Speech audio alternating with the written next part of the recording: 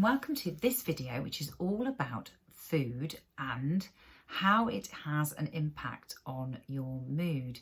It sits within the recovery stages of the Purple Hat's journey through change, and it's within a series of videos that is talking about self-care.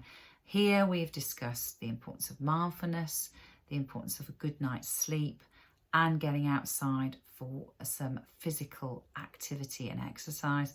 And today it's all about ensuring that you're putting the right foods in your body to look after that mental state and your well-being.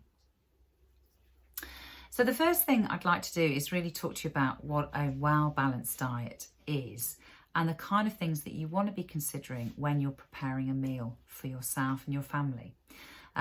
What you can find on the NHS website is something called the Eat Well Guide, and I'm just going to quickly go through that for you right now. So as you can see, it's an illustration of a plate of food, and it's demonstrating the percentages of volume that each of those main food groups should take up of your most meals or all meals.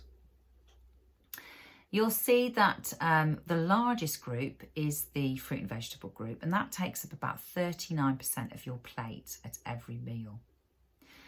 This can be tinned fruit and veg, it can be dried, and it can be frozen as well as fresh.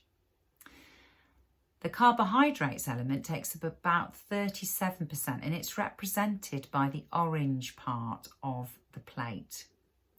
And this has got your potatoes, your pasta, your rice and cereals. You then have the proteins, which are taking up about 12% of the plate. And that also includes beans and pulses and legumes. The blue is dairy and non-dairy, so cheese, yoghurt, oat milk, almond milk, and that's taking up about 8% of the plate.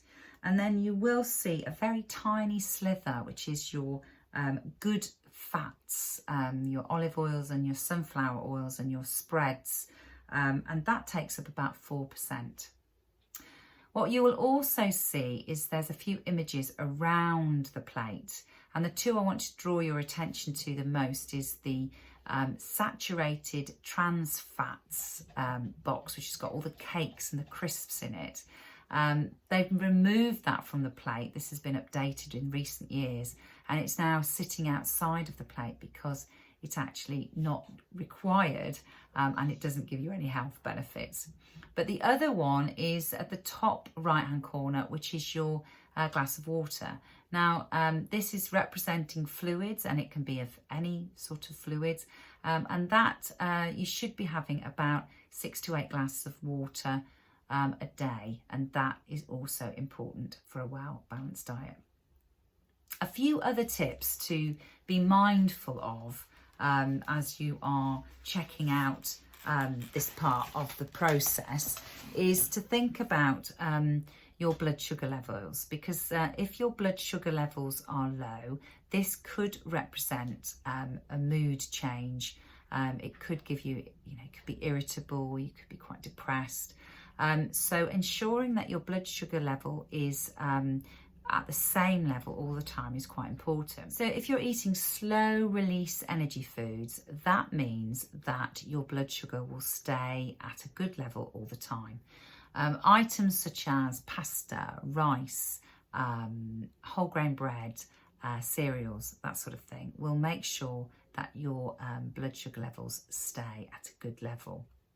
If you eat high saturated fat foods like chocolate and cakes and crisps to give you that energy buzz, what tends to happen is your blood sugar level will spike up and then it will drop just as quickly.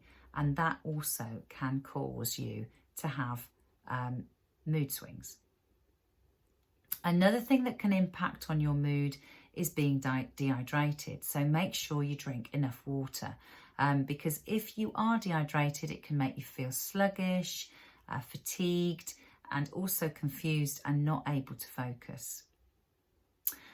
On fluids though, watch out for caffeine and also alcohol, but particularly caffeine during the day, because this is a stimulant. So it kind of does the same thing as the sugary foods. It will give you a bit of a kick, and you'll have a spike of energy, and then you will drop back down again to a lower energy level, which also will then give you that feeling of irritability or possibly sluggishness and fatigue. Just thinking about that Eat Well guide, just consider, you know, make sure you're having enough fruit and veg, and that fresh, the vitamins and minerals that are associated with this group will help your brain health. And also when you're eating protein, make sure that you're eating good proteins. So lean meats, oily fish, beans and legumes and pulses. The proteins are really key because they are creating amino acids that feed your brain, just as the good fats, such as, again, fish, which create omega-3 and omega-6 essential oils in your body. That also helps with your thinking brain and the ability to focus. So when you're thinking about that Eat Well guide, make sure that you're eating really good quality foods in all of those food groups. By doing all of this, you are able to look after your digestive system as well, and it really does help your gut become more healthy, which also impacts on your mood. So if you are eating all good foods, all whole foods, fruit and vegetables, good proteins, this will help all of that digesting of food happen a lot smoother. So there you have it, a quick tour round what makes a healthy, well-balanced diet and the impact that eating the right foods does have on your mental health.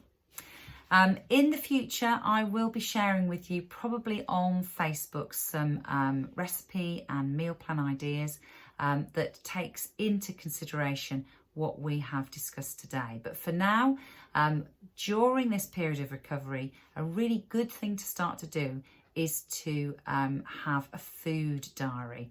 And I think as you are traveling through all of these different parts of this process, a journal is a really good idea. So in a journal, you can write the food that you've eaten that day, the thoughts that you've had, the exercise you've done, how well your sleep was. And it's really good to use that to record maybe triggers that are pushing you backwards or pushing you forwards. And it's a great piece to use if you do go to a coach to work through some of these issues. It's a great bit of evidence, if you like, that you and the coach can talk about and discuss and work through methods and tools to improve it in the future. So thanks for your attention today, and I look forward to seeing you all next week.